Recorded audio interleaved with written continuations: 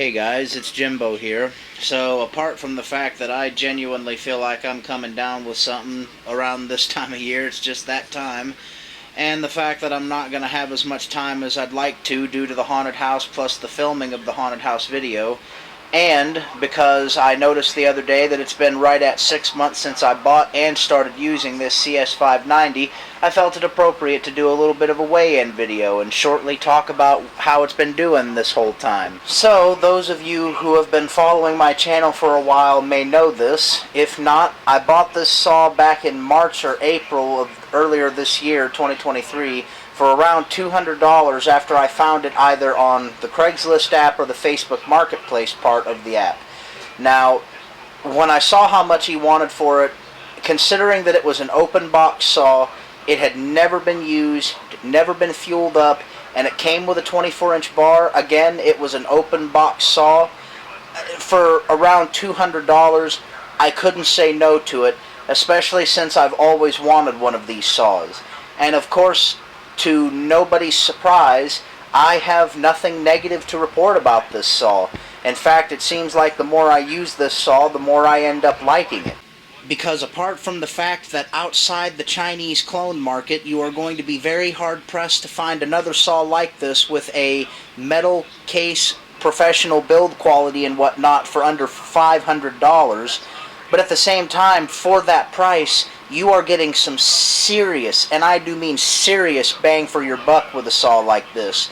And that's no exception to the CS-620. I mean, this is basically just the watered-down version of the CS-620, but don't let that get you down, guys. This is still a damn fine saw for the price. It's easy to use, it's basic, and on top of that, no, not calling anybody names with this one, but any dolt should be able to figure this one out. And on top of that, they should be able to learn to work on their saws with this, because as everybody may know, these things are ridiculously easy to figure out and work on. It's probably one of the most upfront, consumer-friendly saws from Echo that I've ever seen. Here is your air filter, and it seems to be the improved version because I haven't noticed any gunk getting past it. And it's pretty easy to access just underneath this back cover right here. And as you guys can see with those two carburetor bolts right there, it's pretty straightforward on how you remove the carburetor, which showcases earlier perfectly what I meant when I said that you could literally, any dolt could work on this thing or learn to work on saws because of this saw. Like I said, it is probably one of the most consumer-friendly chainsaws I have ever seen. You've obviously got your chain tensioner on the side, just loosen the two bar nuts. You've also got your chain brake handle right here. Very sturdy feeling, I should add also. You have a decompression valve up top for those who may need it. You have your fuel tank, which is a little bit translucent so you can see just how much is in there. And you have your chain oil tank up front just underneath the muffler. And from what I've read on their site, it also has that i30 starting system underneath, or some kind of starting system that Echo typically puts in these. Feel free to let me know in the comments because I'd like this to be as accurate as I can with my information. You also have your carburetor adjustment slots on the side of the saw, of which it does have those limiters. I'll link a video in the description below showing how to remove those, because as you guys know, I did remove the limiters on this particular saw and give it a proper tune-up just so it would help it even further.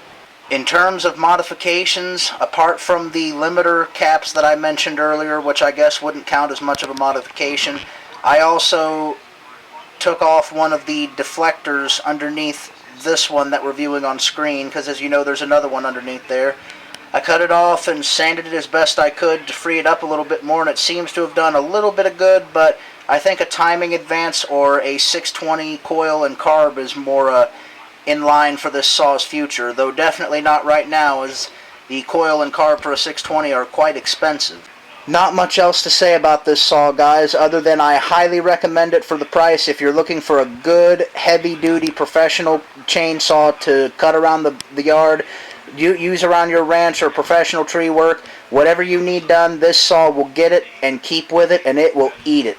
I highly recommend this saw to anybody needing a chainsaw for all-around use, regardless of what it is.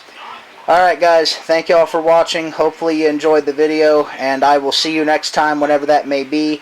Stay tuned for the Halloween Scares, or the Haunted House Chainsaw Scares 2023 video coming in early November. Take care guys, thank you for watching, and have a good one.